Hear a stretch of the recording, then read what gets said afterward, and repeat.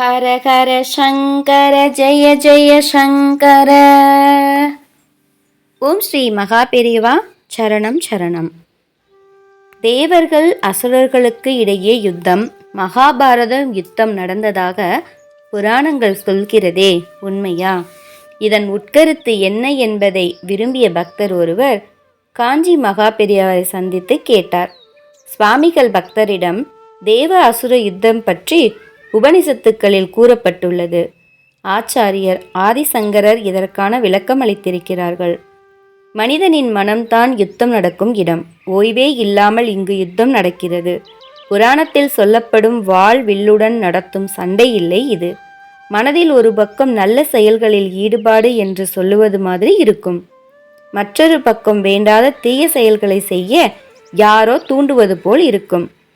இப்படி நல்லதுக்கும் கெட்டதுக்குமாக சண்டை நடந்து கொண்டே இருக்கிறது. நல்ல எண்ணங்களை தேவர்கள் என்றும் கெட்ட எண்ணங்களை அசுரர்கள் என்றும் உருவகம் செய்துள்ளனர். மனதை பொறுத்தவரை பெரும்பாலும் அசுரர்களுக்கே வெற்றி கிடைக்கிறது. எப்போதாவது தான் தேவர்கள் வெற்றி பெறுகிறார்கள். அசுரர்களே வெற்றி பெற வேண்டும் என்றே நாமும் எண்ணுகிறோம். ஆனால் அந்த வெற்றி துக்கத்தில் முடியும் போது நம் புத்தி வீணாகிவிட்டதே என்று வருந்துகிறோம். நல்ல எண்ணங்களாகிய தேவர்கள் வெற்றி பெற வேண்டும் என்று எப்போதாவது நினைக்கிறோம். அப்படி வெற்றி கிடைத்தால் யாருக்கும் துக்கம் வருவதில்லை. மாறாக அதற்கு பன்மடங்கு மகிழ்ச்சி அதிகரிக்கிறது. 2 குழந்தைகள் இருந்தனர். ஒரு குழந்தையிடம் இருக்கும் வாழைப்பழத்தை இன்னொரு குழந்தை பலவந்தமாக பிடுங்கியது. பறிகொடுத்த குழந்தை அழ ஆரம்பித்தது. அப்போது இன்னொரு குழந்தை அந்த பக்கமாக வந்தபோது பறிகொடுத்த குழந்தை அழுவதை பார்த்தது.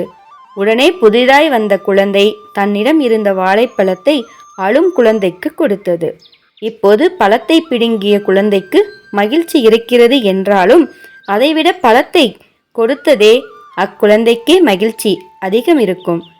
இப்படி எண்ணம், சொல், செயலால் நற்செயல்களில் நாம் ஈடுபட்டு கொண்டே இருந்தால் அசுரர்கள் தோற்பர், தேவர்கள் வெற்றி பெறுவர். தேவர்களாகிய நல்ல எண்ணங்கள் வெற்றி பெற வேண்டுமானால் எப்பொழுதும் விழிப்புடன் இருப்பது அவசியம். மனதில் எழும் ஒவ்வொரு எண்ணங்களையும் கண்காணித்தபடி இருக்க வேண்டும் என விளக்கமளித்தார்.